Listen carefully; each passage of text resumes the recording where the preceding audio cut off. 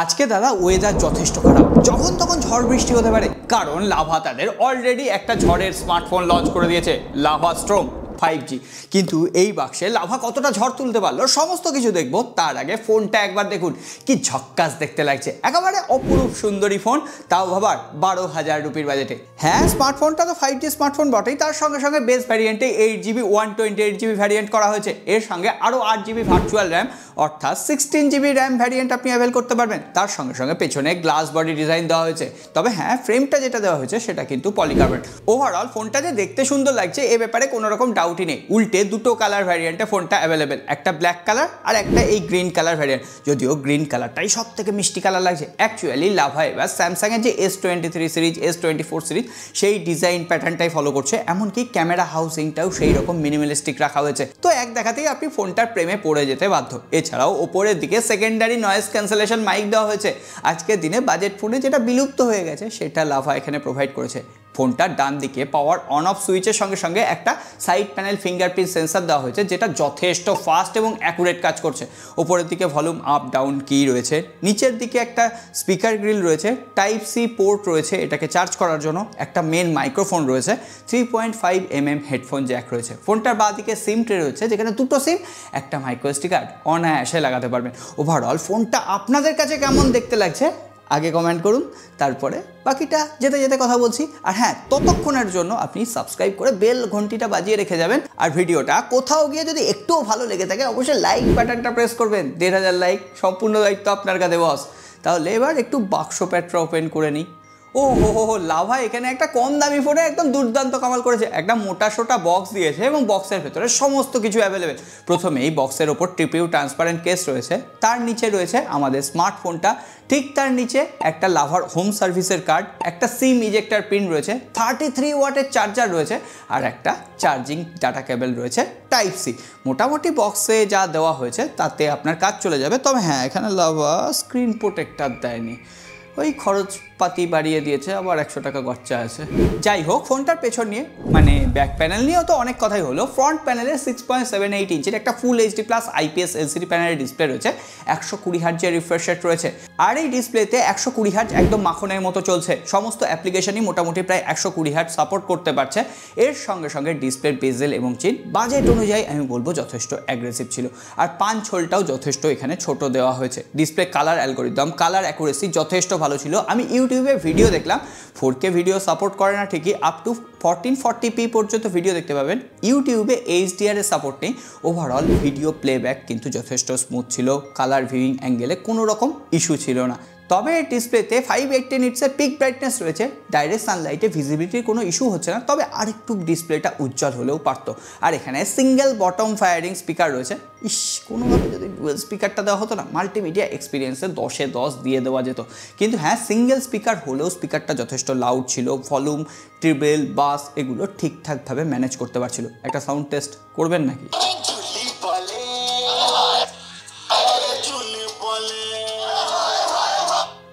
Sound quality আরেকটু crispy, আরেকটু loud হলে বেটার হতো।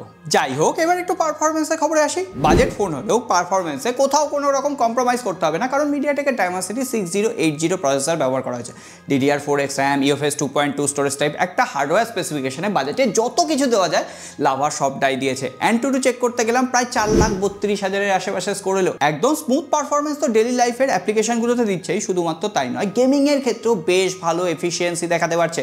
আমি BGMI খেলে দেখেছি, HD হাই গ্রাফিক্স সেটিংসে খেলা যাচ্ছে এবং সেক্ষেত্রে কোনো রকম ফ্রেম ড্রপ, কোনো রকম ল্যাগ আমি পাইনি। তবে হ্যাঁ, ফোনের ডিসপ্লেতে দু একটা মাল্টিটাচ ইস্যু পেয়েছি ঠিকই, তবে আশা করা যায় পরবর্তী আপডেটে লাভা এটাকে ঠিক করে দেবে।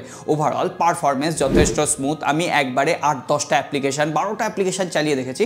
র্যাম ম্যানেজমেন্টও যথেষ্ট ভালো ছিল। ওভারঅল আমি ভার্চুয়াল র্যাম ইউজ করেই দেখেছি, কোনো রকম অসুবিধা কিন্তু হয়নি। Out of the box Android 13 রয়েছে। আর লাভাকে সত্যিই এখন সফটওয়্যারের ব্যাপারে প্রশংসা করতে হয়, কারণ একদম ক্লিন স্টক অ্যান্ড্রয়েড ডিভাইস। কোনো রকম আনওয়ান্টেড নোটিফিকেশান নেই, ব্লোটওয়্যার নেই, অ্যাডাল্ট অ্যাপ অ্যাপ্লিকেশনের নোটিফিকেশনও এখানে আসছে না।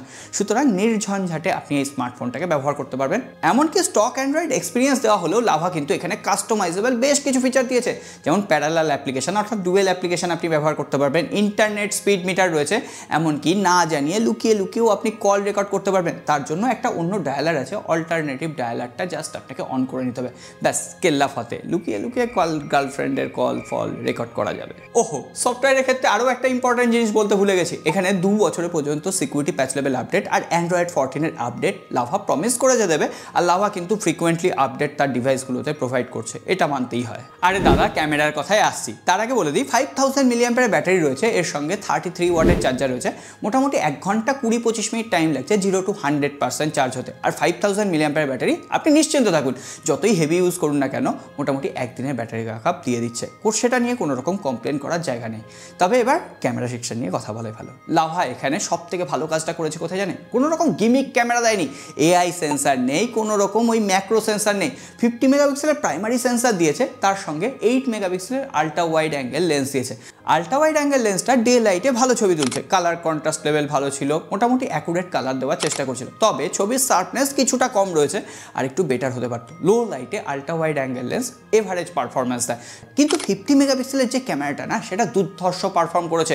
ডাইরেক্ট সানলাইটে ছবির যে কালার অ্যালগোরিদম, ছবির যে শার্পনেস একদম কোয়াইট ন্যাচারাল ছিল। তবে হ্যাঁ, কিছু কিছু ক্ষেত্রে এক্সপোজার কোনো সময় ফেল করে, কিছু কিছু টাইমে ফাঁকি দেয়, তবে আলটিমেটলি ভালো ছবি তুলতে পারছে। এমনকি পোর্ট্রেট এফেক্টে যখন আমি ডাইরেক্ট সানলাইটে ছবি তুলছি, পোর্ট্রেট এফেক্টগুলো যথেষ্ট ভালো দিচ্ছে। তবে কোথাও কোথাও আবার সেটাকে মনে হচ্ছে যে একটু আর্টিফিশিয়াল, তবে ঠিক আছে, ওই বাজেট অনুযায়ী ফোনের ক্যামেরা কিন্তু যথেষ্ট ভালো বলবো, খুব একটা খারাপ কিন্তু এর ক্যামেরা নয়। আর 16 মেগাপিক্সেলের যে সেলফি ক্যামেরা, সেটা কিন্তু ওভারঅল ভালো পারফর্ম করেছে, এমনকি লো লাইটেও বেশ ভালো শার্পনেসের সাথে ছবি তুলছিল, পোর্ট্রেট এফেক্টটাও ঠিকঠাকভাবে প্রোভাইড করতে পারছিল। ভিডিও ক্যামেরার ক্ষেত্রে 2K up to 30 FPS back এবং ফ্রন্ট ক্যামেরা দিয়ে ভিডিও করা যাচ্ছে। ভিডিও কোয়ালিটি মোটামুটি আমি আপনাদের সামনে দিয়ে দিলাম, কেমন লাগছে। হ্যাঁ, ইআইএস দেওয়া হয়েছে ঠিকই, তবে সেটা আরেকটু স্টেবল হলে বেটার হতো। তবে সব কিছুর পরে লাভার এই ফোনটা লো লাইট ক্যামেরাকেও কিন্তু একটু প্রশংসা করতে হয়। আমি স্টুডিও লাইটিং কন্ডিশনে 2-1টা লো লাইটে ছবি তুলেছি, ছবির শার্পনেসটা একবার দেখুন, পেছনের যে ডাইনামিক রেঞ্জ, এমনকি পেছনের যে পোর্ট্রেট এফেক্ট সঠিকভাবে মেনটেন করতে পারছে। আর এখানে ক্যামেরা ইউআই ভরে ভরে ফিচার দেওয়া হয়েছে, বিভিন্ন ধরনের মোড অ্যাভেলেবেল দেওয়া হয়েছে, নাইট মোড অ্যাভেলেবেল দেওয়া হয়েছে, সুতরাং আপনি ছবি কাস্টমাইজ করে তুলতে পারবেন। তাহলে লাভার এই স্ট্রোম 5G ফোনটা কতটা ঝড় তুলতে পারলো? প্রথমেই বলি, 12,000 রুপিতে অন্যতম সেরা অপশান কিন্তু এই স্মার্টফোনটা। দেখতে তো সুন্দর, তার সঙ্গে সঙ্গে পারফরমেন্স ভালো দিচ্ছে, ক্যামেরাও যথেষ্ট আপ টু দ্য মার্ক, এর সঙ্গে সঙ্গে ব্যাটারি অপটিমাইজেশনও যথেষ্ট ভালো। সুতরাং অলরাউন্ড পারফর্মার হিসেবে অন্যতম 5G সেরা অপশান কিন্তু লাভার এই স্মার্টফোনটা। যদি আর 1000 রুপি কম হতো তাহলে তো আর কোনো কথাই থাকতো না। কিন্তু হ্যাঁ, আরেকটা জায়গায় কোনো রকম কথা হবে না, সাবস্ক্রাইব বাটনটা প্রেস করে রাখবেন, ভালো লেগে থাকলে লাইক করতে হবে কিন্তু বস। সকলে ভালো থাকবেন, দেখা হবে আগামী পর্বে।